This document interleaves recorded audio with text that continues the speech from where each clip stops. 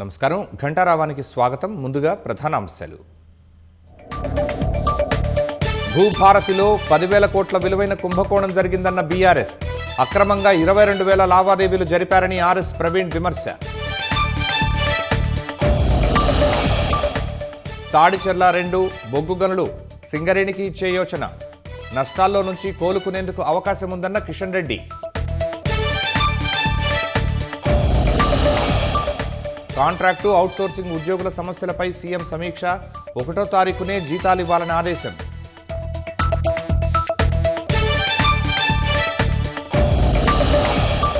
Indonesia పార్లమెంటును ఉద్దేశించి ప్రసంగించిన ప్రధాని ఉపగ్రహ సాంకేతికతను అందించేందుకు సహకరిస్తామని వెల్లడి.